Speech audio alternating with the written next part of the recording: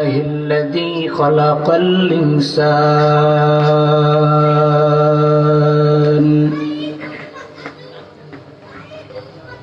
وكرم وعلمه من البيان ما لم يعلم فسبحان الذي لا يحصى امتنانه باللسان ولا بالقلم ونشهد أن لا إله إلا الله وحده لا شريك له لا ضد له ولا مثل له ولا مثيل له وأشهد أن سيدنا وسندنا وحبيب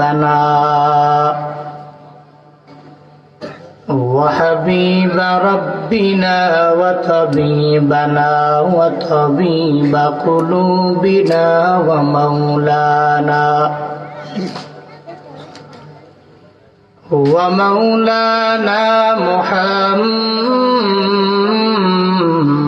محمدا عبده ورسوله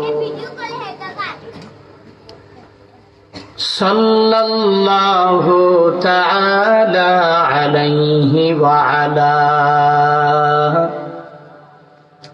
آله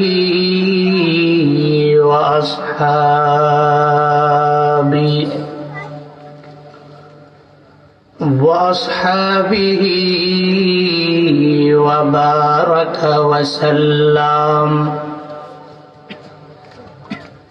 وبارك وسلم تسليما كثيرا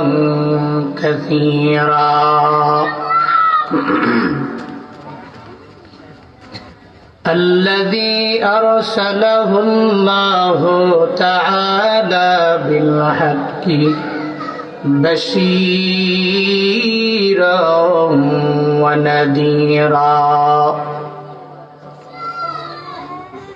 وداعيا إلى الله بإذنه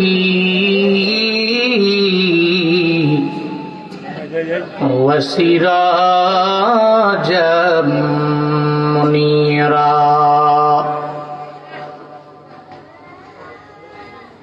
أما بعد فأعوذ بالله من الشيطان الرجيم بسم الله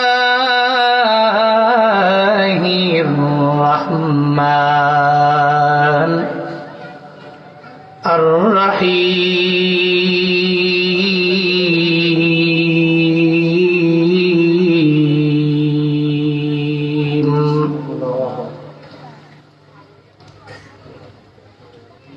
فبما رحمة من الله لنت لهم ولو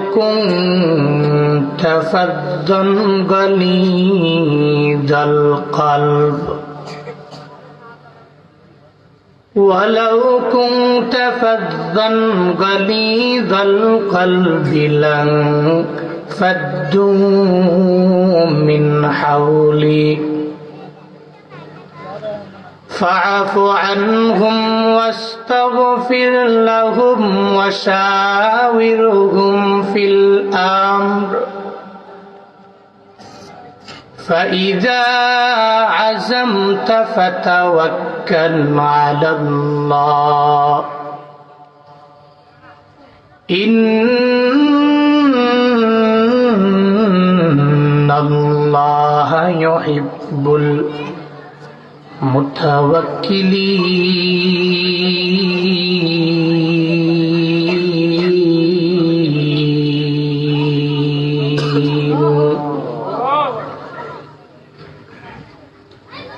صدق الله مولانا العظيم وصدق رسوله النبي الكريم ونحن على ذلك لمن الشاهدين والشاكرين والذاكرين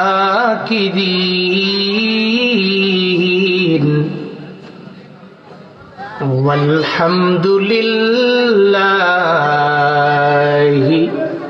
رب العالمين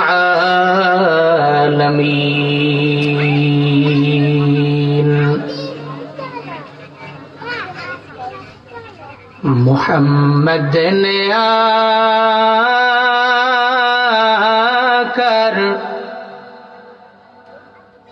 کفر کو مٹایا کفر کو مٹا کر صداقت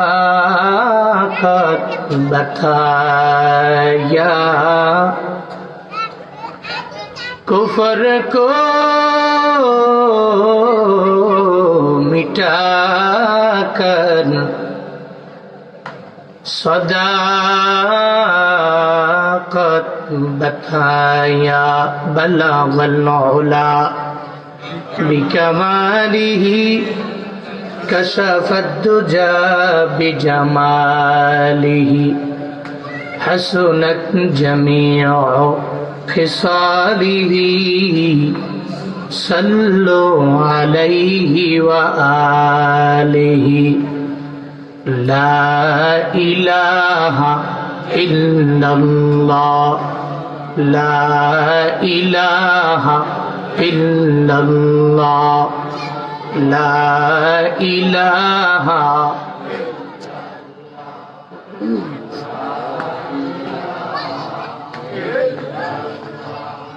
لا إله إلا الله لا إله إلا الله لا إله إلا الله لا إله إلا الله لا إله لا إله إلا الله لا إله سبحانك لا علم لنا إلا ما علمتنا إنك أنت العليم الحكيم رب اشرح لي صدري ويسر لي أمري واحلل عقدة من لساني يفقه قولي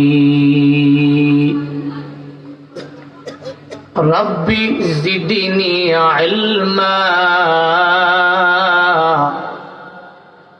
ربي زدني علما ربي زدني علما ربي يسر ولا تعسر وتمم علينا بالخير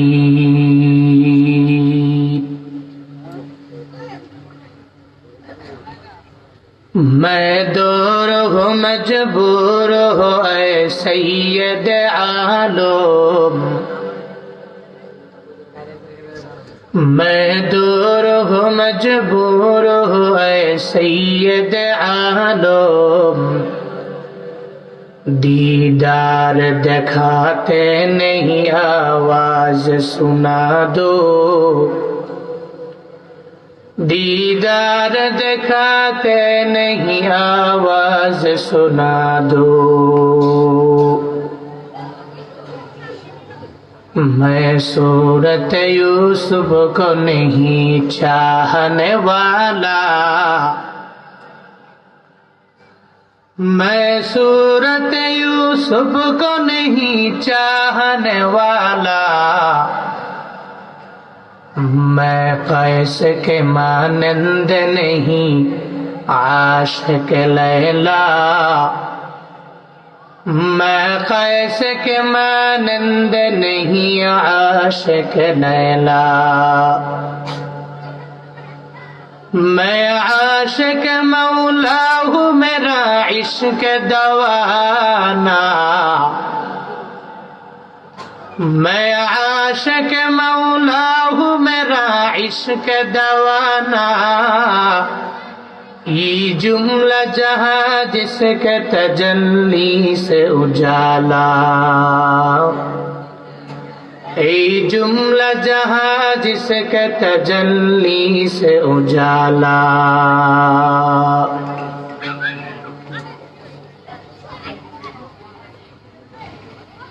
খাইয়ার পূর্বপাড়া মরহুম সুমন ব্যাপারী বাড়ির যুব সমাজের উদ্যোগে আয়োজিত সপ্তম বার্ষিক তাফসীরুল কোরআন মাহফিলের আজ 11 জানুয়ারি 2024 মুতাবাররক এই মজলিসের সম্মানিত সভাপতি জনাব মোহাম্মদ দুধ মিয়া ডিলার সাহিব, আজকের এই মাহফিলের সম্মানিত সহ সভাপতি জনাব মোহাম্মদ ফজলুল হক সাহিব, আজকের এই মাহফিলে আমার পূর্বেই সুন্দর সুললিত কণ্ঠে কথা বলেছেন বিশিষ্ট ইসলামী চিন্তাবিদ মুফাসসিরে কোরআন বাইতুন নূর কেন্দ্রীয় জামিয়া মসজিদ ঢাকায়ের সম্মানিত খতিব হযরত মাওলানা হাফেজ কারি মোহাম্মদ সুফিয়ান সাকি দামাত বারাকাতুহুম। আজকের মাহফিলে কথা বলেছেন আপনাদের পাশের গ্রাম রসুলপুরের কৃতি সন্তান,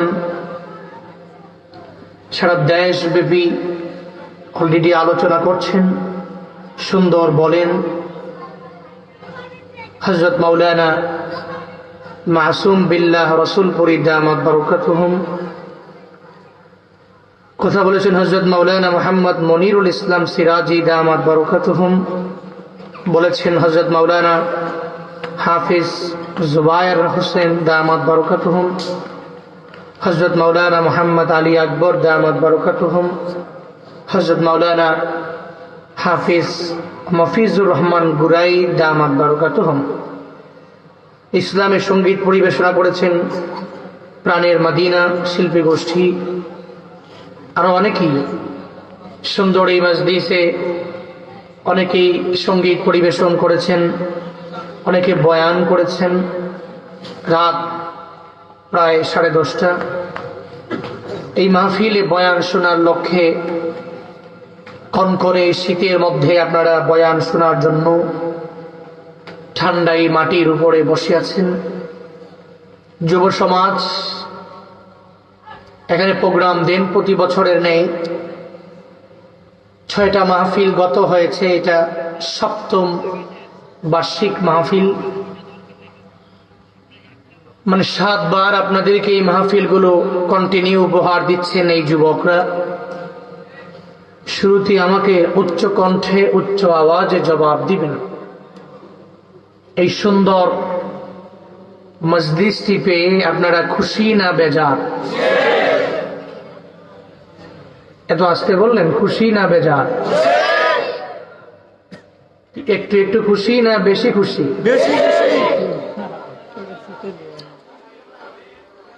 এরকম মাহফিল গুলো পাইলে একজন মুমিনে কামেল অটোমেটিক খুশি হবে। কেন? এই মাহফিলে আসলে বান্দার মাধ্যমে কোনো গুনাহ হয় না।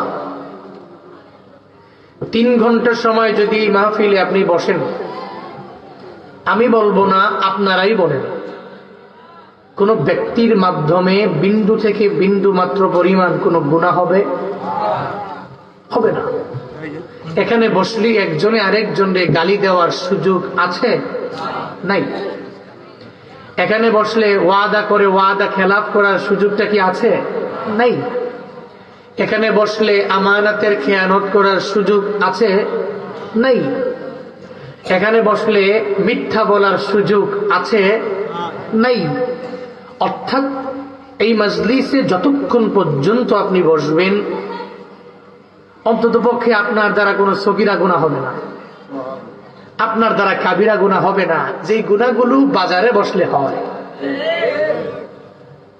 চায়ের দোকানে যদি কেউ 1.5 ঘন্টা 1 ঘন্টা 50 মিনিট আধা ঘন্টা বসে থাকে, চায়ের দোকানে গুনাহ হয় কি হয় না? বাজারে গিয়ে বসলে গুনাহ হয় কি হয় না? আপনি যদি চান যে আমি গুনাহ থেকে বেঁচে থাকবো, এরপরেও সম্ভব হয় না। দেখা যায় যে আমি গুনাহ করতে চাই না, কিন্তু একজনের অগোচরে গীবত করছে, তো আমি গেলাম, যাওয়ার পরে জিজ্ঞেস করলাম তুমি কার সম্বন্ধে বলো? ওই যে অমুক বাড়ির ছেলের বিষয়ে বলছি। শোনো, আমিও তো তার ব্যাপারে কিছু জানি। বাহ, তোমারই তো প্রয়োজন, আসো বসয়ে চা দে, একটু চা দে, একটু টান দেও, তুমিও কও, তুমি কি জানো তুমি কও তো। এই মজা চলে, 2 জন 3 জন 4 জন 5 জন বসে বসে ঘন্টার পর ঘন্টা চলছে গীবত, একজনের অগোচরে তার বদনাম গুলো, তার দুশ্চর্চা হচ্ছে। কিন্তু এই মাহফিলে আসলে এটা হবে না। এই জন্য এই মজলিস গুলো বড্ড দামি।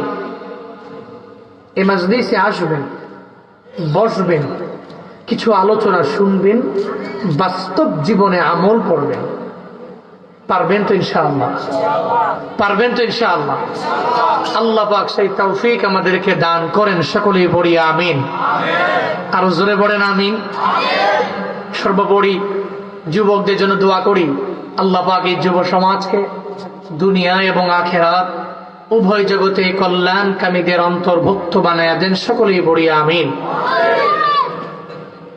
আল্লাহ পাকের দরবারে লাখো কোটি শুকর যে আল্লাহ পাক আমাদেরকে ফিতনা ফাসাদের জামানায় বিভিন্ন ফিতনা ফাসাদ থেকে ফারিক করে দুনিয়ার ঝামেলার দিকে মুহতাজ না করে রাহমাতুল লিল আলামিনের হাদিসের ভাষ্য মতে বেহেশতের বাগানে আসার, বসার, কিছু বলার এবং শোনার মতো তৌফিক যে আল্লাহ পাক দান করেছেন, ওই রবের দেওয়া জবান দিয়ে, শক্তি দিয়ে, রবের শেখানো কালিমাতুশ শুকর সকলে প্রাণ খুলে মন উজাড় করে চিল্লায় একবার করে সমস্বরে পড়ি আলহামদুলিল্লাহ।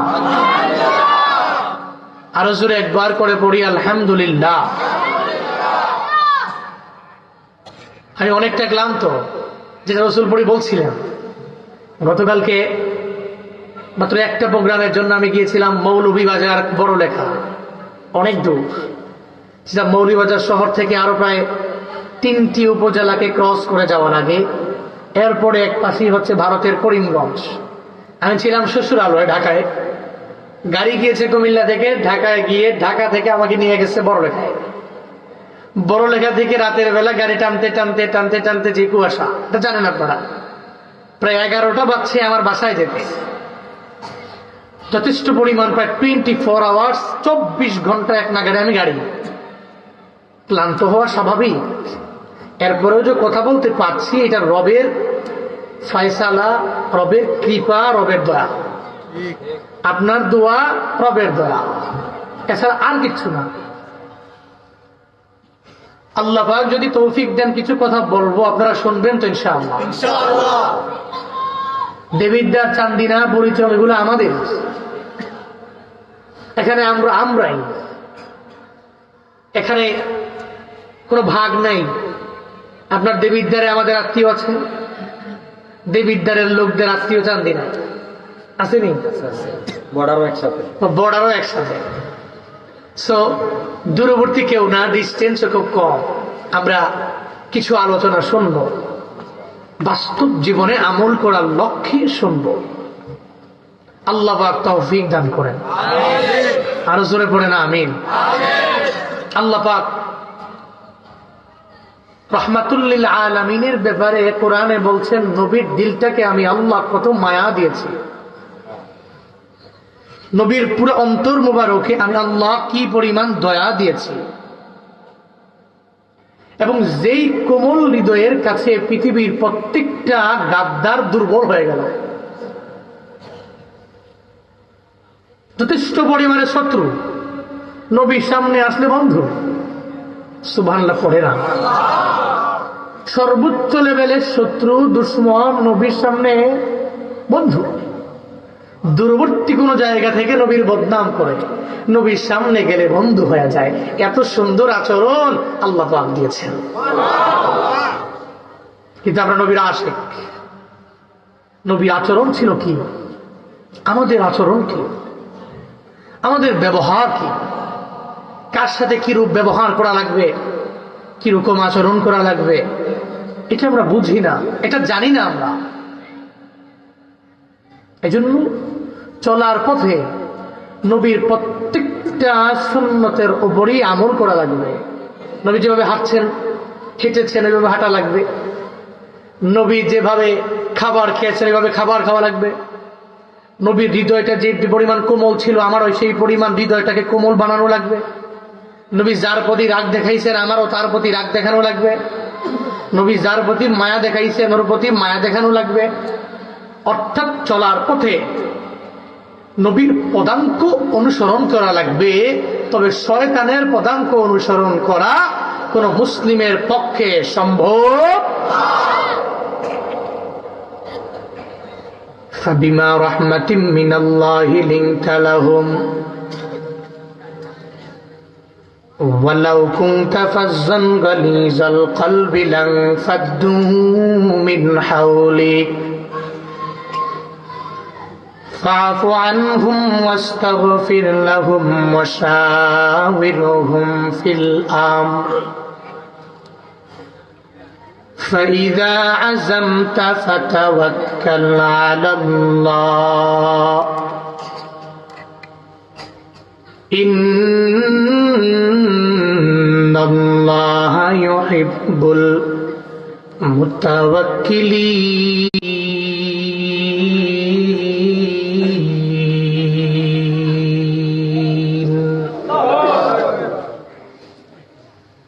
আল্লাহ বলেন, হ্যাঁ নবী আমার, আপনার দিলটাকে আমি আল্লাহ এত পরিমাণ মায়া দিয়া বানাইছি, এই হৃদয়টারে আমি আল্লাহ এত পরিমাণ কোমল হৃদয় বানালাম, যেই হৃদয়ের কারণে, যেই ব্যবহারের কারণে, যেই আচরণের কারণে আপনার আশেপাশের লোকের কোনো অভাব নাই। আবু বকর আপনার বড্ড মায়ার প্রেমের মধ্যে পড়ে গেল। ওমরে ফারুকে আজম গর্দান নবীর নেওয়ার জন্য তরবারি নিয়ে রওনা হয়ে গেল। নবীর গর্দান নিবে দূরের কথা, বরং নবীর হাতে কালিমা পড়ে মুসলমান হয়ে যায়। আবু বকর কালিমা পড়লেন, ওমরে ফারুক আজম কালিমা পড়ে মুসলমান হয়ে গেলেন। নবীর এত বড় বড় শত্রুরা নবীর সামনে দুর্বল হয়ে গেল। দিনের বেলা আবু জাহাল কয়, আয় উতবা সাহেবা মুগিরা মুহাম্মদের তিলাওয়াত শোনার জন্য যাবি না। দিনের বেলা কয়, রাতের বেলা দেখা গেল আবু জাহালও চলে গেল, উতবাও চলে গেল, সাহেবাও চলে গেল। সব আমার নবীর তিলাওয়াত শোনার জন্য দলে দলে গিয়া দাঁড়া যায়। উতবা কয়, আবু জাহাল তুমি নিষেধ করে কেন মুহাম্মদের তিলাওয়াত শোনার জন্য চলে আসলা? আবু জাহাল কয়, তুই কেন আসলা? আবু জাহাল কয়, আয় সাহেবা তুমি কেন আসলা? সাহেবা কয়, মুগিরা কেন আসলো? মূলত কথা হলো নবীর হৃদয়টা এত পরিমাণ কোমল, ওই হৃদয়ের কাছে আবু জাহালও দুর্বল হয়ে গেল, উতবাও দুর্বল হয়ে গেল, সায়েবাও দুর্বল হয়ে গেল, মুগিরাও দুর্বল হয়ে গেল। নবীর তিলাওয়াত শোনার জন্য এরা বড্ড পাগল ভাড়া হয়ে যায়। আর নবীর তিলাওয়াত শুনে শুনে শুনে শুনে বড় বড় কাফেরেরা পর্যন্ত মুসলমান হয়ে যায়। আল্লাহ পাক আমার নবীর যখন দায়িত্ব দিয়া দিলেন, ও নবী আমার, আপনাকে দায়িত্ব দিয়া দিলাম, আপনি সবার মাঝে কালিমার দাওয়াত দেওয়া আরম্ভ করে দেন। নবী গোপনে দেওয়া আরম্ভ করলেন। ধৈরাই ওই নবীর সামনে যে অনেক সাহাবায়ে কেরাম হয়ে গেল এমনটা না, বরং নবীর কোমল হৃদয়ের কারণে আস্তে আস্তে এত সাহাবায়ে কেরাম হয়ে গেল। জীবনের শেষ মুহূর্তে বিদায় হজের ভাষণ যখন নবী দিয়া দিলেন, আরাফাতের ময়দানে দাঁড়াইয়া ওই সময় নবীর সামনে একজন সাহাবী, দুইজন ছিল, তিনজন ছিল এমনটা না। ওই সময় নবীর সামনে সাহাবায়ে কেরাম ছিল ১৬ লাখ। কত ছিল? নবীর সামনে ছিল ১৬ লাখ। কেন? নবীর আচরণ বড্ড খারাপ ছিল এজন্য নয়, নবীর হাতে কালিমা পড়ে পড়ে এরা এত পরিমাণ বড় বড় মুসলমান হয়ে গেলেন। কেমনে হলেন? বলেন নবীর আচরণের দ্বারা সম্ভব হয়ে গেল, নবীর কোমল হৃদয়ের দ্বারা সম্ভব হয়ে গেল। এই আশিকে রাসূলেরা, চলার পথে আমার নবীরে যদি ফলোয়ার বানাও, ফলো করো, আর যদি উনার পদাঙ্ক অনুসরণ করে করে বান্দা তুমি চলো, তোমার ব্যবহারও হয়ে যাবে এত পরিমাণ সুন্দর, তুমি কাউরে গালি দিবা না।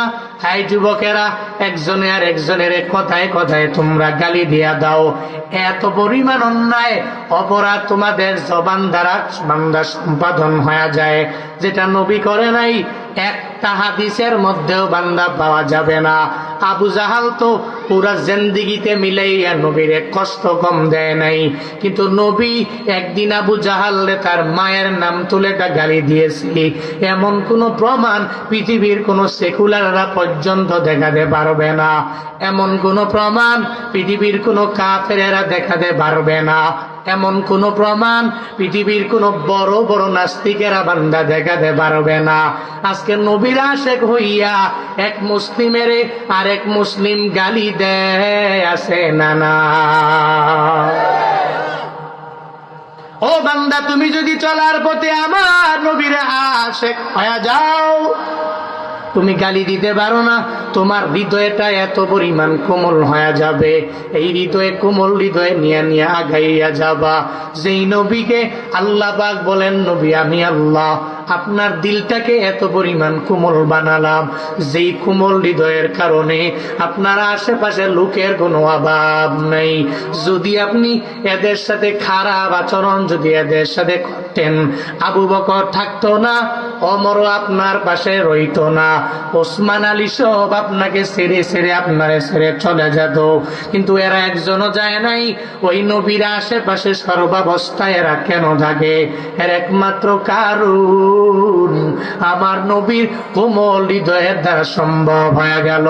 ওই হৃদয়ের কাছে এরা এত পরিমাণ দুর্বল হয়ে গেল, যার কারণে এক একজনে নবীর জন্য রক্তগুলো বিলীন করতে দ্বিধা করে নাই, যার কারণে নবীর জন্য জীবন দিতে পর্যন্ত দ্বিধা করে নাই, যার কারণে বাসর রাত ফালাইয়া নিজের আমরা বান্দা দ্বিধা করে নাই।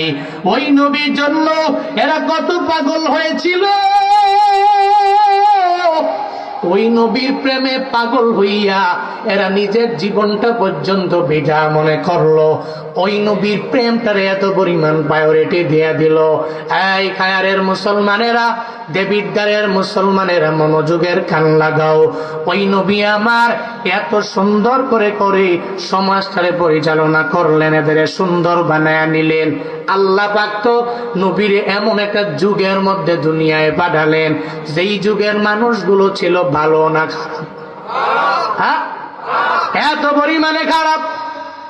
ছেলের মর্যাদা এরা দেয়, মেয়ের মর্যাদা দেয় না, এরা মনে করে একটা কন্যা যদি ঘরের মধ্যে আমার জন্ম নেয় তাহলে এই কন্যাকে ঘরের মধ্যে জীবন্ত রাখা যাবে না, দৌড়াও আর এই কন্যাকে নিয়ে জীবন্ত পুঁতে ফেলে দাও।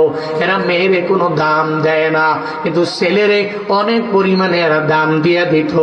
নারীদের কোনো মর্যাদা নাই, নারীদের কোনো শ্রদ্ধা নাই, এদের মায়াও করে না, শুধুমাত্র ভোগ বিলাসের জন্য কোনো নারীকে ব্যবহার করে, কিন্তু নারীর কোনো অধিকার যখন দেয় না। আল্লাহ পাক এমন একটা যুগের মধ্যে আমার মদিনাওয়ালা নবীরে পাঠায়া দিলেন।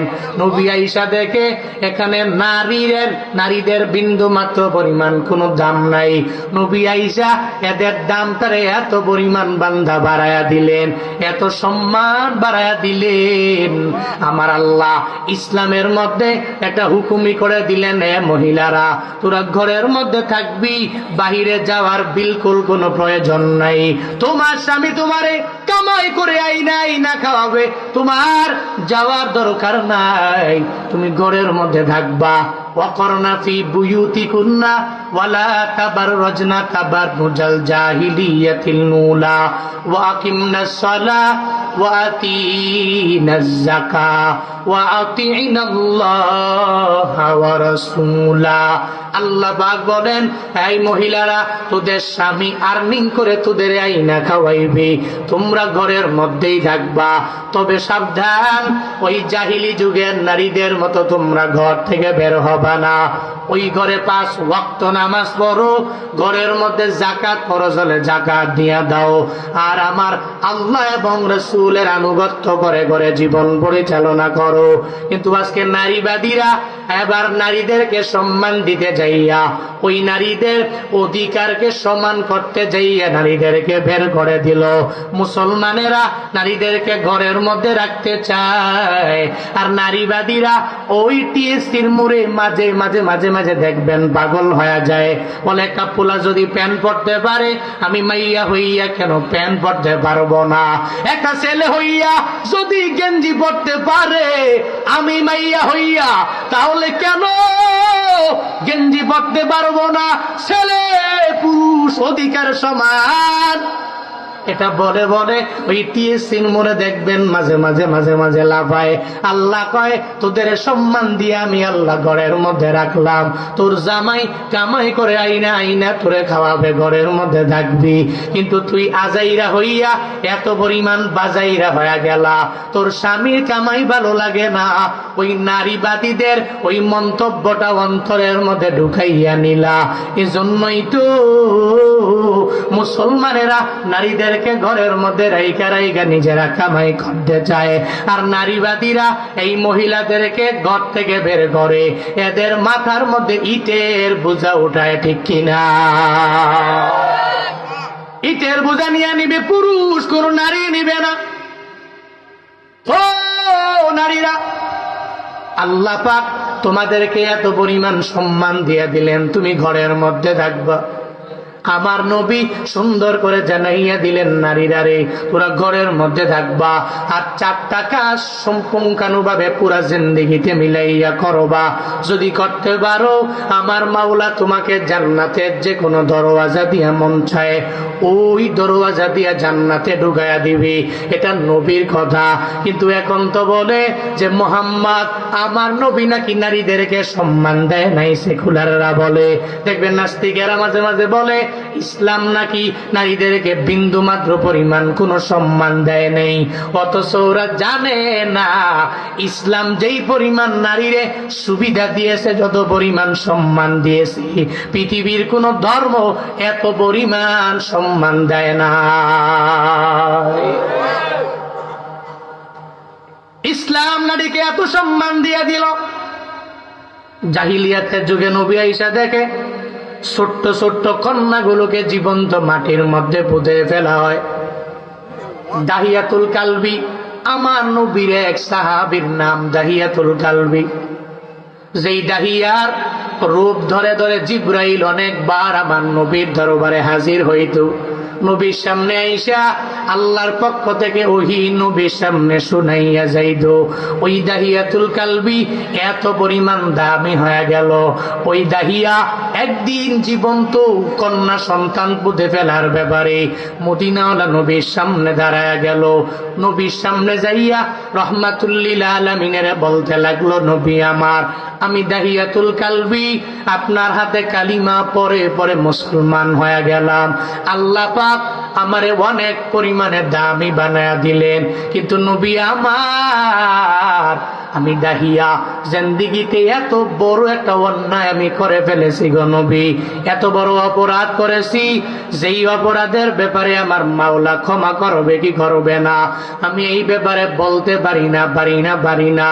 আমি দাহিয়াতুল কালবি, আমি যখন ব্যবসা বাণিজ্যের জন্য রওনা হয়ে যাইতাম, একবার আমি ব্যবসায় যাওয়ার জন্য যখন রওনা হব, আমার স্ত্রীকে আমি যাইয়া বললাম, এই বিবি, তোমার গর্ভের মধ্যে আমার একটা সন্তান তুমি বড় করতেছো, ওই ঘরের মধ্যে যেই সন্তান আসবে, যদি ছেলে আসে তাহলে তাকে মারবা না, ওই ছেলেটাকে সুন্দর করে করে করে করে বড় বানাবা, আর তোমার গর্ভ থেকে যদি কোনো একটা কন্যা আসে, ওই কন্যাকে দুনিয়ার মধ্যে রাখবা না, দুনিয়াতে আসার সঙ্গে সঙ্গে জীবন্ত মাটির নিচে পুঁতে ফেলাইয়া মেরে ফেলবা। দাহিয়া কালবি নবীরে বলে, নবী, ওই সময় আমি ইসলাম সম্পর্কে আমার বিন্দু মাত্র পরিমাণ কোনো ধারণা নাই। আমি আমার বিবিরে বললাম, হ্যাঁ বিবি আমার, তুমি বিদায় দাও, আমি রওনা হয়ে যাব, তবে তোমার ঘরের মধ্যে যে যদি ছেলে আসে, ছেলেটা আসলে তুমি আস্তে আস্তে বড় করবা, মেয়ে আসলে বড় করবা না, সঙ্গে সঙ্গে এই মাইয়াটারে পুঁতে ফেলবা, জীবন্ত মাটির নিচে পুঁতে ফেলবা। এটা বলে দাহিয়া যখন ব্যবসার জন্য রওনা হয়ে যায়, ওই কিছুদিন যাওয়ার পরে এবার দাহিয়াতুল কালবির বিবি একটা কন্যা সন্তান প্রসব করে।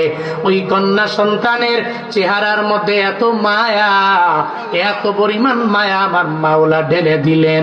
একজন মা হইয়া নিজের কন্যাটারে দুনিয়া থেকে বিদায় করে দিবে, এটা তো মা হইয়া মেনে নিতে পারে না।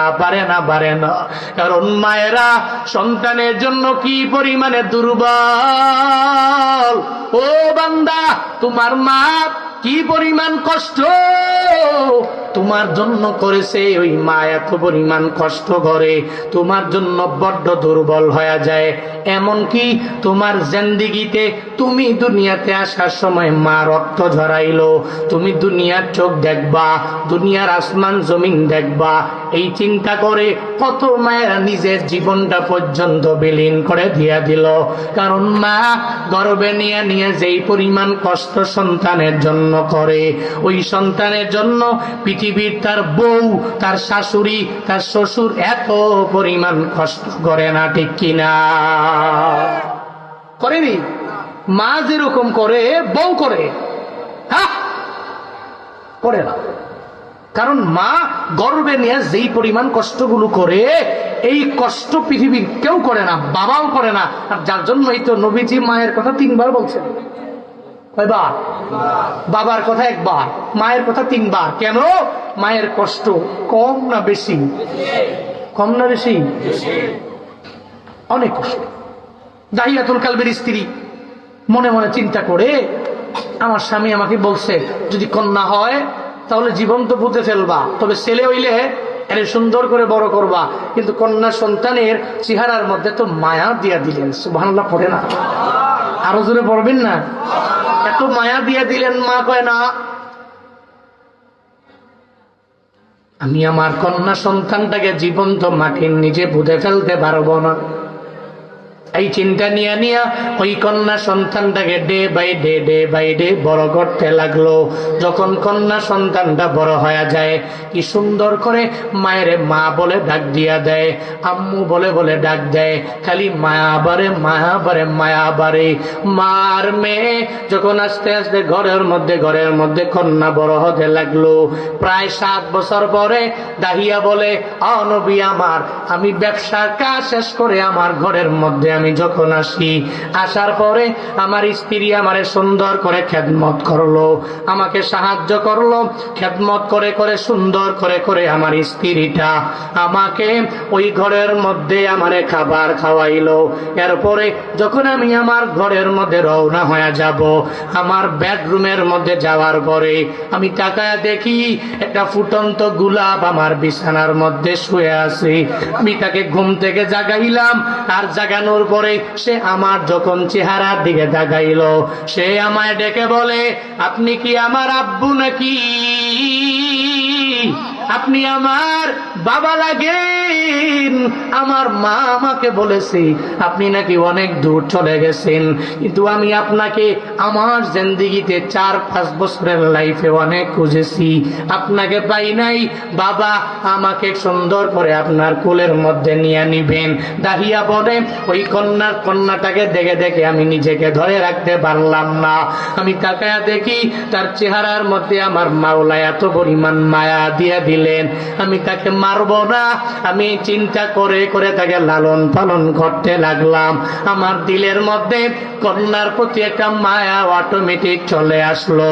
আমি চিন্তা করলাম আমি আমার সমাজের কথা মানব না, আমি আমার কন্যাটাকে এই দুনিয়াতে বাঁচায়া রাখবো।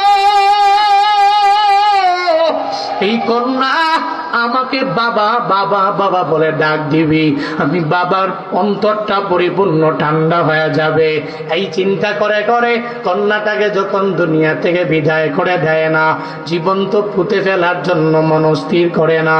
কন্যাটার ব্যাপারে যখন এলাকার লোকেরা যখন জেনে ফেললো, ওই লোকেরা, যুগের লোকেরা তো এত পরিমাণ বর্বর, এরা তো কন্যার ব্যাপারে বলে যদি কোনো কন্যা কারো ঘরের মধ্যে থাকে, ওই ঘরের মধ্যে বিন্দু থেকে বিন্দু মাত্র পরিমাণ বরকত হবে না।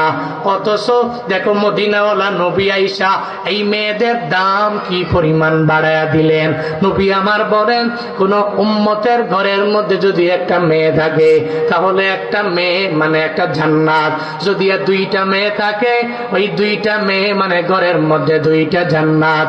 নবী বলেন, ঘরের মধ্যে আমার কোন উম্মতের যদি 3টা মেয়ে থাকে তাহলে 3টা মেয়ে হলো জান্নাত।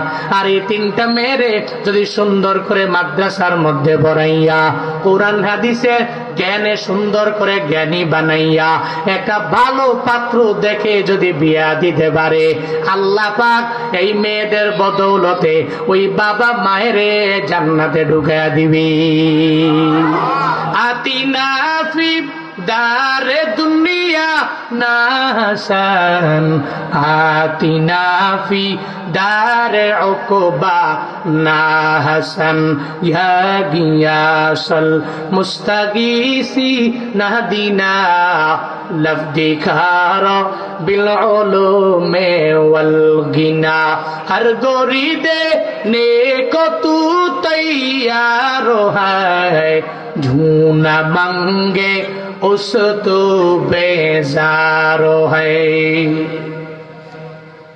মদিনাওয়ালা নবী নারীর কি পরিমাণ গুরুত্ব বাড়াইলেন, কিন্তু ওই নারীর ব্যাপারে জাহিলিয়াতের বড় বড় লোকেরা জানাইয়া দেয়, কোন ঘরের মধ্যে যদি কোনো নারী থাকে তাহলে ঘরে বরকত হবে না, কোনো কন্যা আসলে বরকত হবে না। এরা সবাই বলতে লাগলো, এই গাহিয়া তোমার ঘরের মধ্যে নাকি একটা কন্যা আছে, ওই কন্যাটাকে জীবন্ত কেন পুঁতে ফেলো না, তোমার ঘরে বরকত আসবে না। এই কন্যা সন্তানটারে দুনিয়ার মধ্যে বাঁচাইয়া রেখে লাভ নাই। যখন বারবার বলে, মানুষের তিরস্কার গুলো দাঁড়িয়ে সহ্য করতে পারে না, ঘরের মধ্যে আসিয়া এবার কন্যা সন্তানের চেহারার দিকে যখন তাকায় আবার মনটা নরম হয়ে যায়।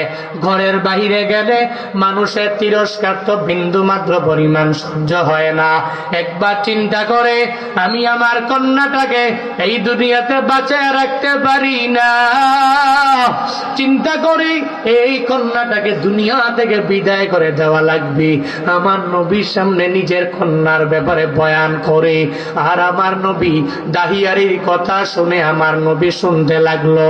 দাহিয়া কয়, নবী গো, আমি ওই সময় আমার স্ত্রীর দরবারে গেলাম, তাকে যা বললাম অনেক দিন হয়ে গেল তোমাদের বাপের বাড়ি যাই না, শ্বশুর বাড়ি যাব, আমার কন্যারে সাজা দাও। এই কন্যারে সাজাইয়া দিলে আমি তার নানার বাড়ি। আর ওই কন্যাটা মনে মনে মনে মনে ভাবে, এই রুটি দিয়া তো আমি আমার মায়ের সাথে কত নানার বাড়ি গেলাম, কিন্তু এই রুট দিয়া তো কোনোদিন আমি নানার বাড়ি যাই নাই। আমার বাবা আমাকে নিয়ে নিয়ে কোথায় রওনা হয়ে গেল আমার জানা নাই। এবার ওই বাবারে জিজ্ঞেস করে, ও বাবা আমার, আমি আমার নানার বাড়ি কতবার গিয়েছি, আমার মায়ের সাথে আমি কতবার গিয়েছি কোনো হিসাব নাই, কিন্তু আমি এই রোডে দিয়া যাই নাই। তুমি আমাকে কোন নানার বাড়িতে নেওয়ার জন্য রওনা হয়ে গেলা? দাহিয়াতুল কালবি ওই কন্যা সন্তানের বলে, না না, তুই আমার সঙ্গে চলো, আমি তোকে নিয়ে তোর নানার বাড়ি চলে যাব। কন্যাটারে লয়া লয়া যখন নানার বাড়ি বলে বলে মরুভূমির মাঝে চলে গেল, যেই জায়গায় কোনো মানুষের বসবাস নাই, যেই জায়গার মধ্যে কোনো মানুষের সাউন্ড নাই, জনমানব শূন্য এলাকা, ওই এলাকায় যাওয়ার পরে এবার বলে, ও কন্যা সন্তান আমার, তুমি একটু দাঁড়াও। বাবা হইয়া কন্যা সন্তানটাকে এক পাশে দাঁড় করাইয়া রাইগা এবার নিজে একটা কুদাল নিয়ে গর্ত করা আরম্ভ করে দেয়।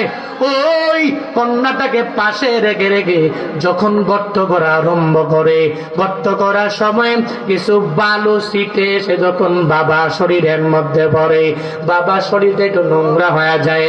কন্যাটা ডেকে বলে, বাবা আমার, তুমি এখানে গর্ত কেন করো? এই গর্তের বালুগুলো তোমার শরীরের মধ্যে লাগতেছে। বাবা গো, আমি এটা কশিন কালেও মেনে নিতে পারি না, আমার বাবার গায়ে কোনো বালি পড়বে এটা মানতে রাজি না।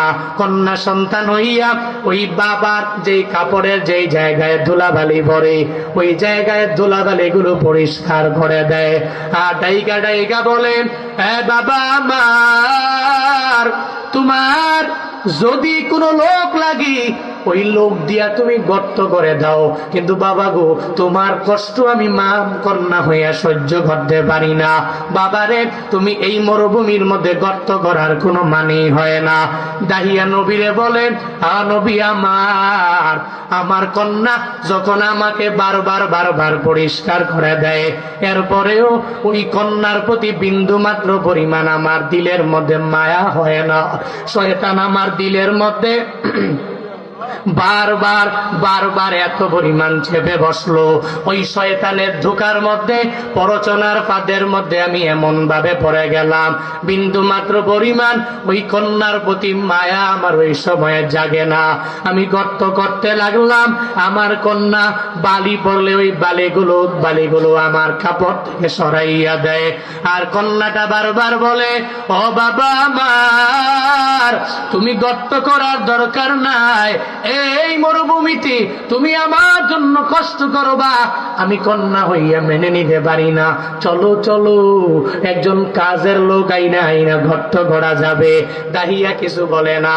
একটু পরে যখন গর্তগুলো করা শেষ হয়ে যায়, এবার দাহিয়া গর্ত থেকে লাফ দিয়া দাঁড়াইয়া ওই কন্যা সন্তানটার দুইটা হাত পেছনে পিঠের দিকে নিয়ে যাইয়া একটা দড়ি দিয়া ওই কন্যা সন্তানের দুইটা হাত যখন বেঁধে দেয়, এবার কন্যা সন্তান ওই বাবার দিকে তাকাইয়া চোখের পানি ফালায়া ফালায়া কান্না করে, ও বাবা আমার, এই মরুভূমিতে আমার কেউ নাই, বাবা তুমি ছাড়া আমার আপন কেউ হবে না, হবে না, হবে না।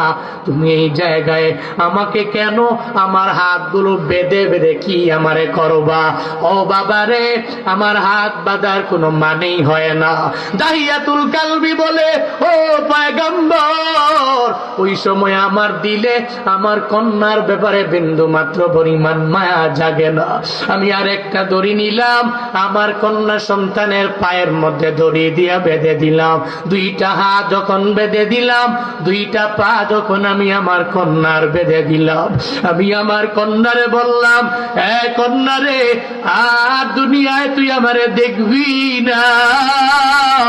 আমি মানুষের তিরস্কার সহ্য করতে পারি না, তুই আমারে বিদায় দিও। আমি এই গর্তের মধ্যে তোরে ফালাইয়া দিব, আমারে বিদায় দিয়া দাও। বাবা হইয়া যখন কন্যারে এই কথাটা বলি, কন্যা চোখের বাণী ফালায়া ফালায়া কান্না করে। বাবারে জানায়া দেয়, বাবা তুমি আমারে মাইরো না, মাইরো না, মাইরো না, এই মরুভূমিতে কেউ নাই, তুমি আমারে ছেড়ে দাও।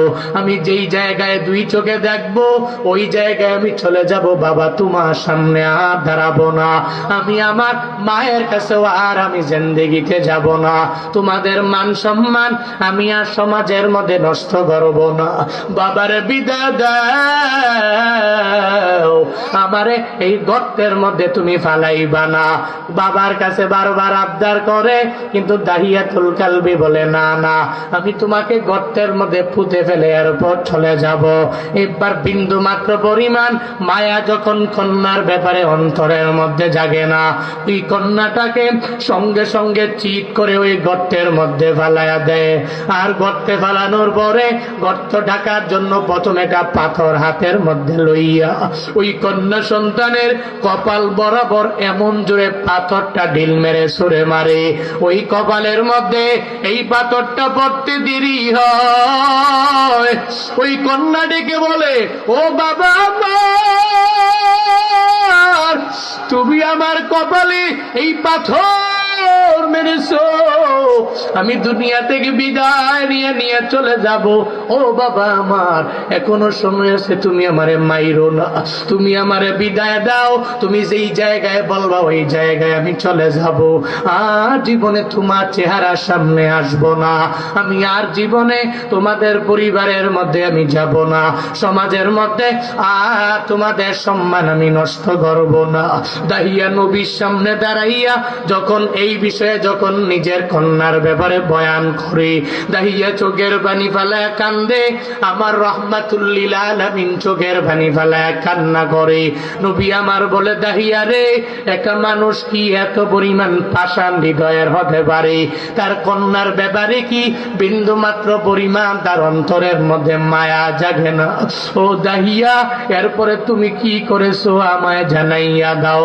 দাহিয়া ডেকে বলে, ও নবী আমার, আমার কন্যার কপালের মধ্যে আমি যখন পাথরটাকে ছুঁড়ে মারলাম, ওই পাথরটা পরে এক ফোঁটা রক্ত আমার শরীরের মধ্যে চলে আসলো। ওই রক্তের ফোঁটাটা আমি বাবার দেহের মধ্যে যখন ভরলো, এরপরে ওই কন্যার প্রতি আমার বিন্দু মাত্র পরিমাণ মায়া জাগে না। শয়তান আমারে এত পরিমাণ প্ররোচনার ফাঁদের মধ্যে ফালাইয়া দিল। আমি ওই জায়গায় আমার কন্যাটার উপরে আরো কয়েকটা পাথর নিক্ষেপ করলাম। এরপরে আমি ওই আমার কন্যাটারে বালু দিয়া চাপা দিয়া বাড়ির দিকে রওনা হয়ে যাই। আমি বাড়িতে যাই, আর আমি কেন যেন আমি শুনি আমার কন্যা আমায় ডাকে, ও বাবা আমার, তুমি আমায় মেরে মেরে কোথায় যাও? আমি কন্যার প্রতি বিন্দু মাত্র পরিমাণ কি তোমার অন্তরে মায়া জাগে না? আমি তোমারে বাবা বলে কি ডাকবো না? আমি শুধু বারবার বারবার কল্পনার মধ্যে আওয়াজগুলো শুনি। আমি বাড়িতে যাওয়ার পরে আমার বউ আমাকে দেখে বলে, ও স্বামী আমার, আমার কন্যা কই? ওই কন্যারে তুমি কোথায় নিয়ে গেলা? যখন এই কথা বলে আমি আমার স্ত্রীটাকে যা বললাম, স্ত্রী আমার, আমি আমার কন্যাটারে মানুষের তিরস্কার আমি সহ্য করতে পারি নাই। ওই তিরস্কার সহ্য করতে না পেরে আমি কন্যাটারে নিয়ে নিয়ে মরুভূমির মধ্যে চলে গেলাম। আর ওই কন্যাটারে লইয়া আমি গর্ত করে মরুভূমির মাঝে পুঁতে ফেলে আসলাম। একজন মা হইয়া এই কথা শোনার পরে তো চোখের পানি ধরে রাখতে পারে না। গলা কাটা মুরগির মতো মায়ের কান্নার আওয়াজ আফসোস। মা চোখের পানি ফলাইয়া কান্না করে, আর ডেকে বলে, ও স্বামী আমার, এত পরিমাণ অন্তর কি তোমার পাষাণ হয়ে গেল? এই কন্যাটা তোমারে বারবার বারবার বাবা বলে, কিন্তু কন্যার প্রতি বিন্দু মাত্র পরিমাণ কি তোমার মায়া জাগে নাই? আমি মা হইয়া এই কন্যাটার প্রতি মায়া জেগে গেল। আমি ছোটবেলায় থেকে দুনিয়া থেকে বিদায় করি নাই, তাকে গর্তের মধ্যে জীবন্ত আমি পুঁতে ফেলার জন্য ফালাই নাই, কিন্তু তুমি বাবা হইয়া কেমনে বাবা ডাক শোনার পরেও কেমনে ফালাইয়া দিলা। দাহিয়া কালবি আমার নবীর সামনে গিয়া গিয়া বলে, নবী গো, আমি আমার কন্যার ব্যাপারে তখন একটু মায়া জেগে গেল, কিন্তু আমার কন্যা তো ইতিমধ্যেই দুনিয়া থেকে বিদায় করে নিয়ে নিল। রাতের বেলা আমি স্বপ্ন যুগের মধ্যে আমি শুনি আমার কন্যা আমায় বলে, ও বাবা আমার, তুমি তো কন্যার বাবা ডাক শুনে কন্যার প্রতি মায়া আসলো না। বাবারে, তোমাদের যুগের মধ্যে কন্যাদের কোনো দাম নাই, কোন নারীদের কোনো দাম নাই। তবে শুনে নাও, শুনে নাও, শুনে নাও, একটা সময় এমন একটা নবী দুনিয়ার মধ্যে আসবে, যেই নবী আসিয়া আল্লাহর পক্ষ থেকে এমন একটা ধর্ম নিয়ে চলে আসবে। ওই ধর্মের মধ্যে আল্লাহ পাক নারীদেরকে সম্মান অনেক পরিমাণে বুলন্দ করে দিবে।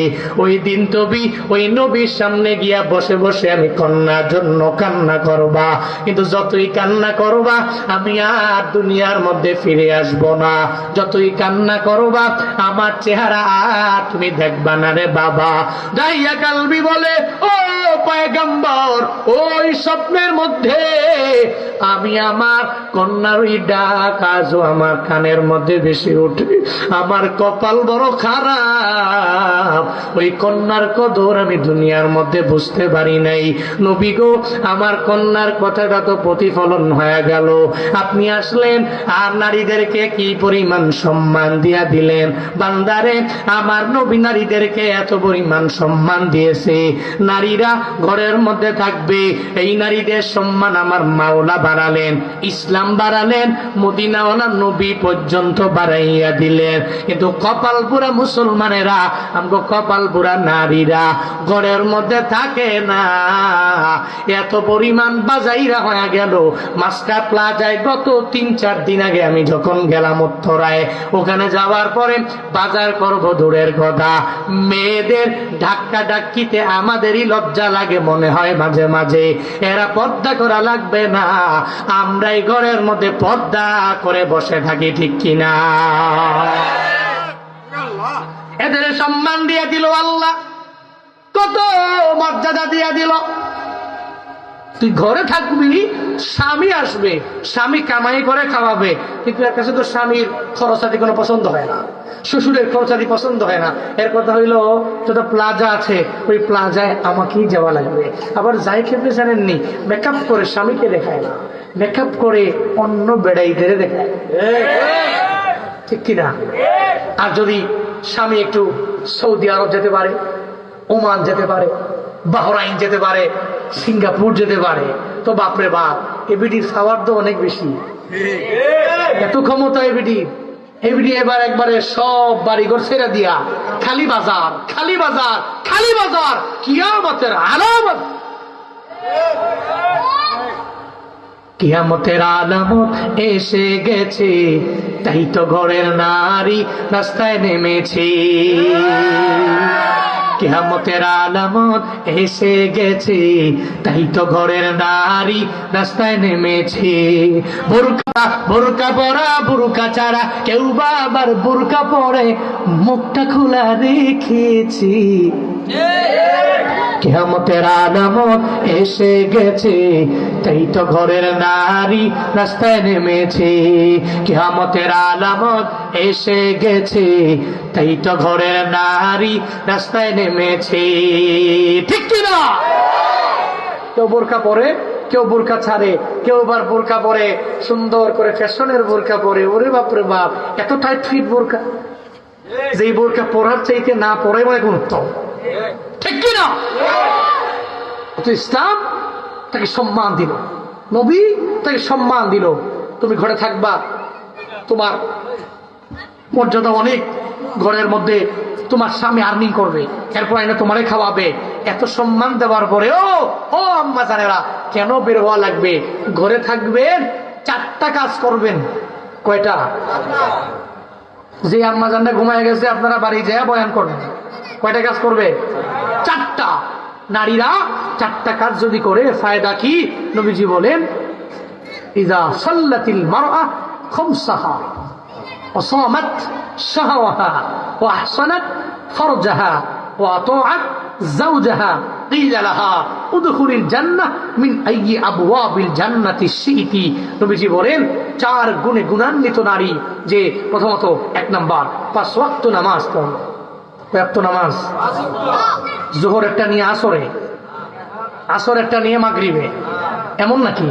কিন্তু আমাদের আম্মা জানরা তো এটার দিকে একবারে জোহর একটা নিয়ে আসর, আসর একটা নিয়ে মাগরিবে। এত ব্যস্ত উনি, এত ব্যস্ততা, দুনিয়ার লাইনটাকে এত প্রাধান্য দিল, সারাদিন কাজ করতে করতে করতে জোহরটাকে নিয়ে এমন টাইমে পড়ে আসরের আজান দিয়ে লাইছে, জোহরের 2 রাকাত ফরজ পড়তেছে। হ্যাঁ, ও দান্ডিনী, মাশাআল্লাহ। দেখছেন অবস্থা, দেখেন জোহরের ওয়াক্ত মতো নামাজ পড়া লাগবে না, ফরজ।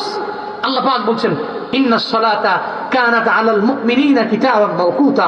আল্লাহ পাক বলেন মুমিনদের উপরে 5 ওয়াক্ত নামাজ এটা কিতাবাম মাওকুতা, এটা নির্ধারিত টাইম আছে, এটা নির্ধারিত টাইমেই পড়া লাগবে। এই টাইমের বাইরে পড়লে এটা এখানেই থাকবে, আল্লাহর দরবার পর্যন্ত কি যাবে? যাবে না। নারীরা 5 ওয়াক্ত নামাজ পড়বেন, তবে টাইম মতো পড়বেন।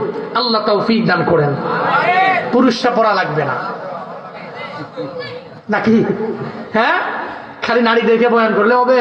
আমাকে পুরুষরা যেই পরিমাণ নামাজের ভিতরে ঢিলা, এই শীতকালে ফজর পড়ে না, অধিকাংশ লোক ফজর পড়ে না, ঠান্ডা, শীত লাগে, শীত লাগে। ওই যে গতকালকে আসার সময় আমরা বিবাড়িয়াতে ফজর পড়েছি, ওরে বাপরে বাপ, এত ঠান্ডা, কুয়াশার কারণে এখান থেকে ওখানেই দেখা যায় না। এই ফজরে ঠান্ডা পানি, বলেন গ্যাস পাম্পে গেছি, গ্যাস পাম্পে যায় দিই, গ্যাস পাম্পে ঠান্ডা পানি, ওরে বাপরে বাপ। যখন আমি উজু করছি, আমার ড্রাইভার আমার কয়, উনি আবার খুব মজার মানুষ, ফারুক ভাই খুব মজার মানুষ, উনি আমার কইতেছে, হুজুর মানুষ উজু করে নামাজ পড়বে এতটুকুই পারে না, যে ঠান্ডা। আমার কাছে মাঝে মাঝে মনে হয় আল্লাহ যদি নিয়ম করতো যে 5 বেলা গোসল করে নামাজ পড়তে, তাহলে এই ঠান্ডায় একজন মুসল্লি পাওয়া যেত না। 5 বেলার নামাজে যদি গোসল ফরজ হইতো, ফরজ গোসল করবি, এরপরে জোহর পড়বি, এরপরে আসর পড়বি, এরপরে মাগরিব পড়বি, এরপরে এশা পড়বি। আমি কইটা কইলেন কি? আপনি উজু করতেই যান শেষ, কোন রকম খালি পানিটা নিয়ে কোন রকমের মুসা টুসা দিয়ে মাসে করে, কোন রকম করে নামাজ পড়ে। বাবা, এই ঠান্ডা পানি হাসরের ময়দানে আপনার জান্নাতে যাওয়ার কারণ হবে।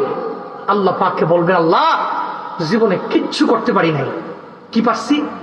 শীতকালে ফজরের নামাজের সময় কি ঘুম, কম্বলটা মুড়ি দিয়া, লেপ মুড়ি দিয়া মোটামুটি ঘুম দিলে 8টা-9টা বাজে উঠলে ফিল কি, অনুভূতি কি, মজা কি, এটা ভাবি নাই। আল্লাহ, দুনিয়ার অন্য মানুষগুলো এরা ঘুমে বিভোর ছিল, আমি ঘুমাই নাই, আমি ঠান্ডা পানি দিয়ে উজু বানায়া তোমার কুদরতি পায়ে গিয়ে সিজদা দিয়েছি। আল্লাহ, এই উসিলাই কি আমারে মাফ করে দেওয়া যায় না?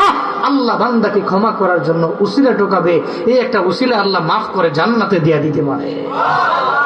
কি পারে কি পারে না? পারে কি পারে না?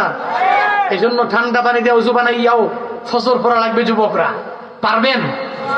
আজকে সামনে আসছে যে ফজর পড়বেন, কারা কারা নিয়ত করেন যে আমি আসতেছে ফজর, আমি ঠান্ডা পানি দিয়ে উজু বানাইয়া এরপরে পড়বো। আচ্ছা, গরম পানি যদি থাকে, গিজার থাকলে তো ভালো, গরম পানি দিয়ে মিষ্টিস করে পরে করে নেন।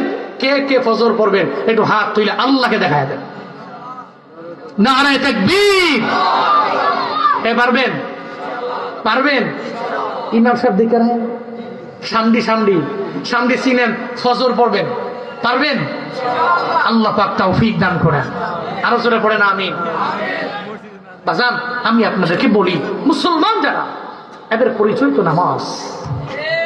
হিন্দু ফজর পড়ে, মুসলিম পার্থক্য। হিন্দু ফজর না পড়ে বাজারে গেল, আপনিও ফজর না পড়ে বাজারে গেলেন, ডিফারেন্স কই? অথচ মুসলিম আর কাফেরের মাঝে ডিফারেন্স কি আছে না নাই? হ্যাঁ, পার্থক্য আছে না নাই? মুসলিম কত দামি পবিত্র, কিন্তু মুশরিক যারা এরা অপবিত্র। মুসলমান দামি। সাবধান যুবকরা, তোমরা দামি, এই দামটা একটু রাখো। আল্লাহ পাক যুবকদেরকে তৌফিক দান করেন। তুমি রমজান এলে রাখো না রোজা, দিনকে করো আঘাত, পয়সা করির নেই তো অভাব, দাও না তো যাকাত, ঠিক কিনা? তুমি ইমানদারির বড়াই করো, নেই তোমার ইমান, ইমানদারির বড়াই করো, নেই তোমার ইমান। তুমি কেমন মুসলমান, তুমি কেমন মুসলমান, কেমন মুসলমান, তুমি কেমন মুসলমান। তুমি সুদের টাকায় প্রাসাদে গড়ো, ঘুষও ছাড়ো না, দিন দুঃখী না খেয়ে মরে, খবর রাখো না। তুমি ঘুষ খেয়েও বিচার করো, সাজিয়া প্রধান, ঘুষ খেয়েও বিচার করো, সাজিয়া প্রধান। তুমি কেমন মুসলমান, তুমি কেমন মুসলমান, তুমি কেমন মুসলমান, কেমন মুসলমান তুমি। তুমি নবীর উম্মত দাবি করো, সুন্নাহ মানো না, নবীর অপমানে তোমার হৃদয় কাঁদে না। তুমি বিজাতীয় সংস্কৃতিতে সপেছো পরাণ, বিজাতীয় সংস্কৃতিতে সপেছো পরাণ। তুমি কেমন মুসলমান, তুমি কেমন মুসলমান, কেমন মুসলমান, তুমি কেমন মুসলমান। নামাজের সাথে নাই পরিচয়, মানো না কোরআন, নামাজের সাথে নাই পরিচয়, মানো না কোরআন। তুমি কেমন মুসলমান, তুমি কেমন মুসলমান, কেমন মুসলমান, তুমি কেমন মুসলমান, ঠিক কিনা? নিজেকে মুসলিম দাবি করতে হলে প্রথমে 5 ওয়াক্ত নামাজ, এরপর রোজা, সুদ মুক্ত ইনকাম, ঘোষ মুক্ত ইনকাম, এবং নবীর সুন্নতের আশিক হওয়া, এটা জরুরি। এটা মুসলিমের পরিচয়, মুসলিমের তারিফ। বলতেছিলাম, নারীরা ঘরে থেকে 1 নম্বরে 5 ওয়াক্ত নামাজ পড়বে, 2 নম্বরে অসামাত শাহরহা, রমজান মাস আসলে 30টা রোজা রাখবে, এরপরে ও আহসানাত ফারজাহা, নিজের সতীত্বকে হেফাজত করে রাখবে, নিজের সতীত্বকে ঢেকে রাখবে, রক্ষা করবে। নিজের সৌন্দর্যটা এটা মাহরাম পুরুষ ছাড়া গাইরে মাহরাম কোনো পুরুষের সামনে প্রদর্শন করবে না। কিন্তু এখন তো মেয়েরা এত পরিমাণ সেজে গুজে বের হয়, যুবকরা তো দেখলেই পাগল হয়ে যায়। তখন এর মাথা কিন্তু গরম, আরে বাপরে বাপ, এত সুন্দরী, ওরে বাবার, এই সুন্দরী মেয়ে তো ঘরে আনলে ওনার জীবনটাই কামিয়াব। তখনই সে টুটু কোম্পানির ম্যানেজারের মতো বাইক একটা লয়া চুলের কাটিং দিয়ে পিছনে পিছনে ঘুরে, হাতে একটা মোবাইল লইব, কানে একটা হেডফোনের মতো ব্লুটুথ ফোন আছে না, ওইটা কানের মধ্যে লয়া টুটু কোম্পানির ম্যানেজারের মতো খালি যেই স্কুল ছুটি দিব কোন সময় মাথায় রাখে, আর আবার খেয়াল রাখে যেই মেয়েরে পছন্দ করে ওই মেয়ে কোন দিক দিয়ে যাবে এটা খেয়াল রাখে। ওই রাস্তা দিয়ে গিয়া হলেও একটু মোটামুটি তারা বোঝানো লাগবে, তোমারে আমি কত ভালোবাসি, তোমার জন্য আমি জীবন দিতে পারি, ঠিক কিনা? কি নাই? এই যুবকরা সঠিক হয়ে যাবে যদি কোনো মেয়ে তাকে প্রদর্শন না করায়। সে নিজের মতো করে চলবে, সে পর্দা করবে না, সে হিজাব পড়বে না, সে বোরকা পড়বে না, নিজের সৌন্দর্য মানুষের সামনে প্রদর্শন করবে। আর যুবকরা করলে দোষ। আপনি নিজে ঠিক হন আগে, অটোমেটিক আমার সমাজ, আমার যুবকরা অটোমেটিক চেঞ্জ হয়ে যাবে। আপনি চেঞ্জ হন, আপনি চেঞ্জ হন, আপনি নিজের সতীত্বকে হেফাজতে রাখুন। 3 নাম্বার। 4 নম্বরে হলো যাওজাহা, স্বামীর খেদমত করবে। স্বামীর কি করবে? হ্যাঁ, স্বামীর খেদমত। নারীরা স্বামীর খেদমত করবে। স্বামীরে মহাব্বত করবেন, স্বামীরে ভালোবাসবেন, সেও আপনারে ভালোবাসবে, আপনিও তারে ভালোবাসবেন। ফায়দা কি? 4টা গুণে গুণান্বিত হতে পারলেই এই লালাহা নবীজি বলেন তাকে হাসরের ময়দানে বলা হবে, আল্লাহ পাক বলবেন, হায় নারী, তুমি কি সেই 4 গুণে গুণান্বিত নারী? বলে, হ্যাঁ, আমি সেই 4 গুণে গুণান্বিত নারী। আল্লাহ পাক বলবেন, হায় নারী, আমর হাজার মারুফের সিগা, হায় নারী উদখুলি, হায় নারী প্রবেশ করো আল জান্নাহ, জান্নাতে। সুবহানাল্লাহ, আরো জোরে সুবহানাল্লাহ। আল্লাহ পাক বলবেন, হায় নারী উদখুলিল জান্নাহ, তুমি জান্নাতে প্রবেশ করো। কোন দরজা দিয়া? আল্লাহ, দরওয়াজা তো 8টা দেখা যায়, তো কোন দরজা দিয়া? আল্লাহ পাক বলবেন, মিন আইয়ি আবওয়াবিল জান্নাতি শিইতি, এই 8টা দরওয়াজার যে কোনো দরওয়াজা দিয়া মন চায় ওই দরওয়াজা দিয়েই তুমি নারী জান্নাতে ঢুকে যাও। কয়টা গুণ? 4টা গুণ।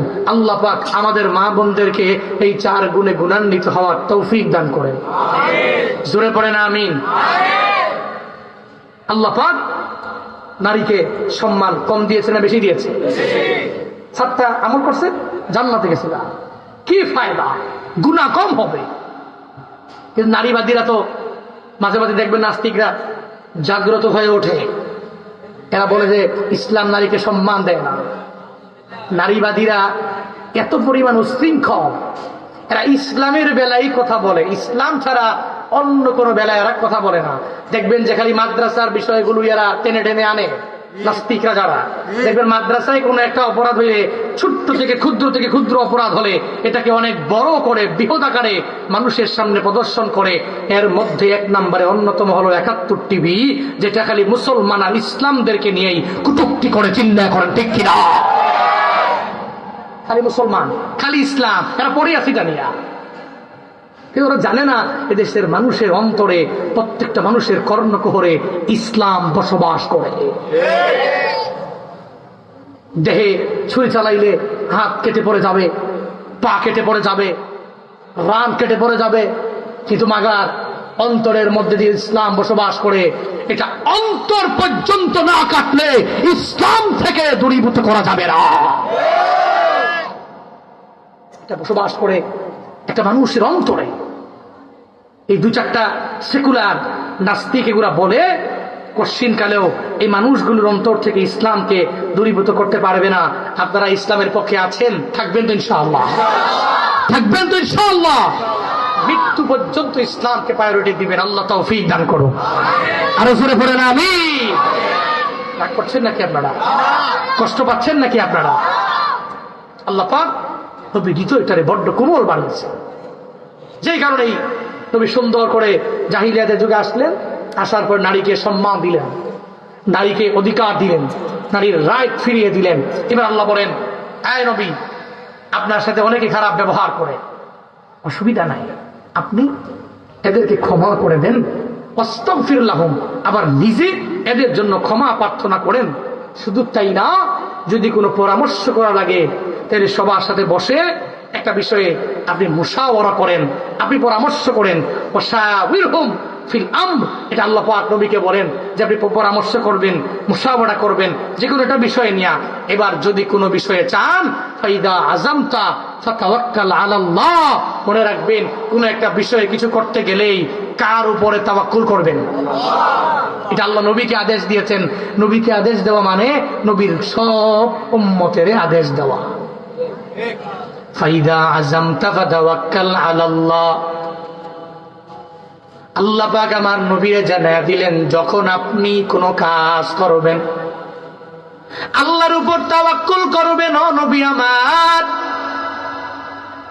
ইন্নাল্লাহা ইউহিব্বুল মুতাওয়াক্কিলিন। আল্লাহ বলেন, নবী গো, মুতাওয়াক্কিলিন বান্দা যারা, আমার মাওলার উপর তাওয়াক্কুল যেই বান্দারা করতে পারে, আল্লাহর উপরে ভরসা যে করতে পারে, আল্লাহ পাক এদের এত পরিমাণ ভালোবাসে, বান্দার বিপদটা বড় হতে পারে, মুসিবতটা অনেক পরিমাণে বড় হয়ে যেতে পারে, আল্লাহ পাক ওই বড় বিপদ থেকে আল্লাহ বাঁচাইয়া দিতে পারে।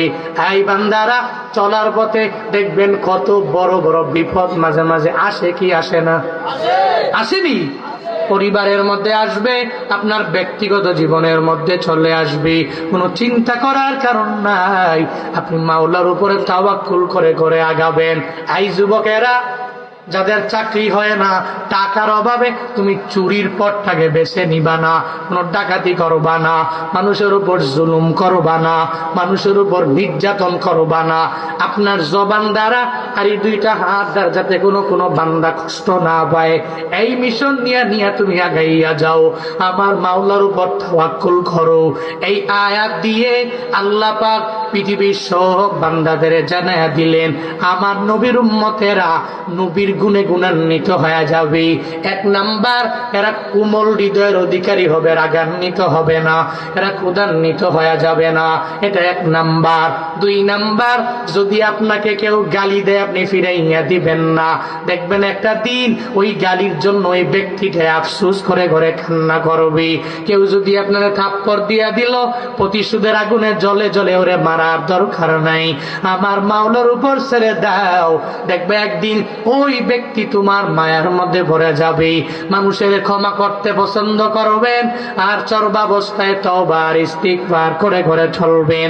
যেই আয়াত থেকে শিক্ষা হলো, যদি কোনো কাজ করতে যান পরামর্শ করবেন, মুশাওয়ারা করবেন।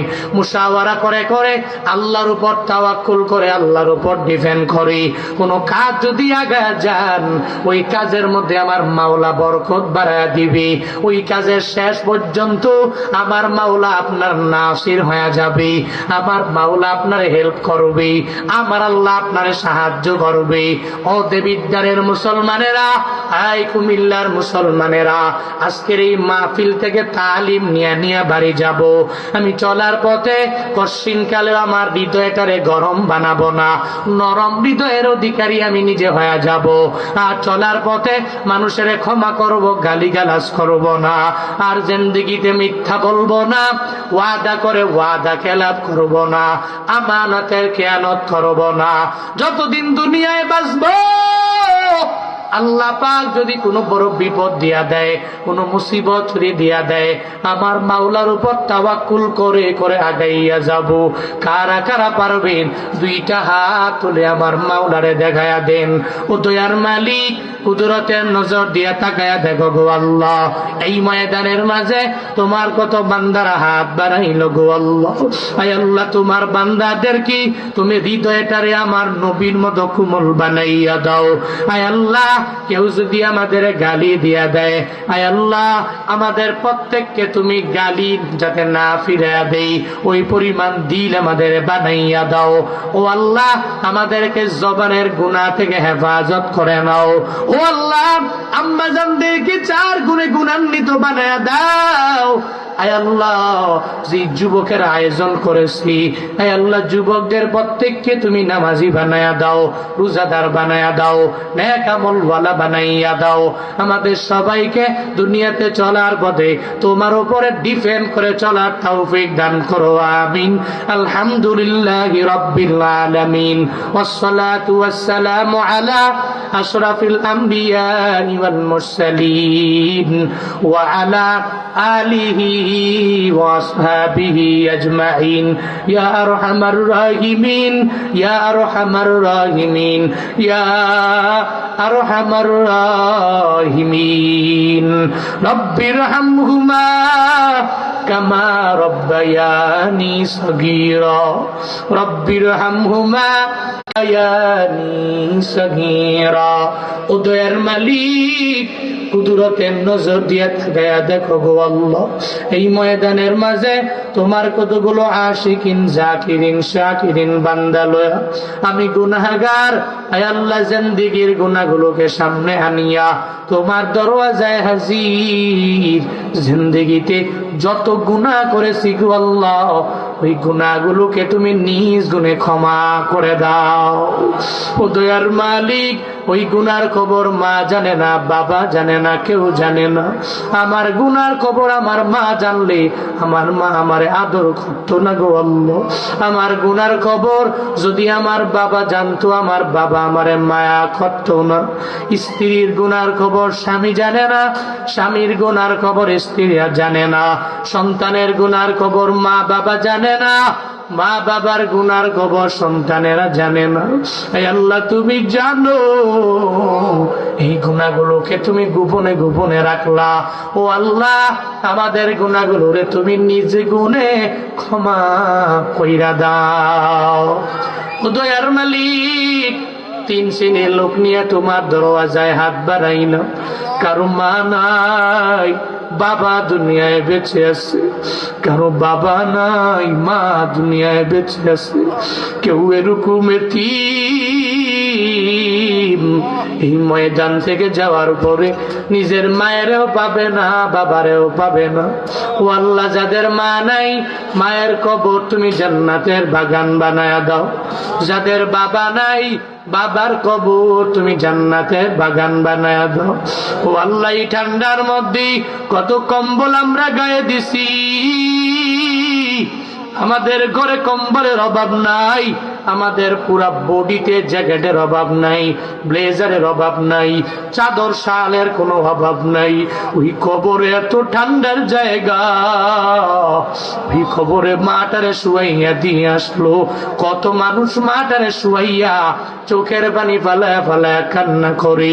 যাদের মা নাই, মায়ের কবরটাকে তুমি এই মুহূর্তে জান্নাতের বাগান বানায়া দাও। জান্নাত থেকে ওই মায়ের কবরের মধ্যে ব্ল্যাঙ্কেটের ব্যবস্থা করে দাও। জান্নাতি বিছানা ওই মায়ের কবরের মধ্যে তুমি বিছাইয়া দাও। আল্লাহ, আল্লাহ, এই ময়দানে যাদের বাবা নাই, বাবার কবর তুমি জান্নাতের বাগান বানায়া দাও। আমাদের যাদের আব্বা আম্মা বেঁচে আছে, মা বাবার দোয়া নিয়ে চলার তৌফিক দান করো। আল্লাহ, ওই মা বাবার খেদমত করার তৌফিক দাও। আয় আল্লাহ, মা বাবার দোয়া নিয়ে নিয়ে ইন ফিউচারে প্রত্যেকটা কাজ শুরু করার তৌফিক দান করো। আল্লাহ, ও দয়ার মালিক, যেই যুবকেরা প্রতি বছরের ন্যায় এই জায়গায় মাহফিল দিয়া দিল, এই যুবকদেরকে তুমি দ্বীনের জন্য কবুল করে নাও, ইসলামের জন্য কবুল করে নাও। যুবকদেরকে তোমার হাতে দিয়া গেলাম, তুমি জিম্মাদার হয়ে যাও। ও আল্লাহ, এই যুবকদেরকে তুমি নামাজি বানাইয়া দাও, রোজাদার বানাইয়া দাও, নেক আমলওয়ালা বানাইয়া দাও। তোমার খাস বান্দা তুমি এদের বানাইয়া নাও। ও আল্লাহ, কত মা বোন আমার সাথে হাত বাড়াইছে, মা বোনদের মনে কি আশা, প্রাণে কি ব্যথা আমি জানি না। মা বোনদের আবেদা বানায়া দাও, মা বোনদের জাহেদা বানাইয়া দাও, মা বোনদেরকে রাবেয়া বসরির মতো ওলিয়া বানায়া দাও। আজকের এই মাহফিলে যেই যেই বক্তারা যেই যেই আলোচনা করলো, ওই আলোচনার উপরে আমল করার তৌফিক দান করো। আমাদের প্রত্যেককে তুমি কোমল হৃদয়ের অধিকারী বানায়া দাও। আমাদের প্রত্যেককে 5 বেলার নামাজি বানাও, রোজাদার বানাও, নেক আমলওয়ালা বানাও। হে আল্লাহ, চরিত্রটাকে সুন্দর চরিত্র গঠন করার তৌফিক দান করো। ও দয়ার মালিক, এই এলাকার মাটির নিচের আযাব তুমি ক্ষমা করে দাও। এই এলাকার মাটির নিচে গজব থেকে তুমি হেফাজত করে নাও। এই এলাকাগুলো, এই বাড়িঘর তোমার হাতে হাওলা করে দিলাম, তুমি জিম্মাদার হয়ে যাও, তুমি জামিন হয়ে যাও। যত ধরনের বালা মুসিবতের মধ্যে যারা পড়ে আছি, সব বালা মুসিবত থেকে তুমি হেফাজত করে নাও। আয় আল্লাহ, আমাদের দোয়া কবুল হবে কিনা জানা নাই, নবীর উসিলায় আমাদের দোয়া মুনাজাত তুমি কবুল করে নাও। রব্বানা তাকাব্বাল মিন্নি ওয়া মিন্না ইন্নাকা আনতাস সামিউল আলিম ওয়া তুব আলাইনা ইয়া মাওলানা ইন্নাকা আনতাত তাওয়াবুর রহিম। ওয়া সাল্লাল্লাহু তাআলা আলা খায়রি খালকিহি ওয়া আলা আলিহি ওয়া আসহাবিহি আজমাইন। আমিন আমিন আমিন। ওয়ারহামনা মাআহুম ওয়াজআল আখিরা কালামিনা ইনদাল মাউতি লা ইলাহা ইল্লাল্লাহু মুহাম্মাদুর রাসূলুল্লাহ। তাবারুক আছে সবাই, তাবারুক।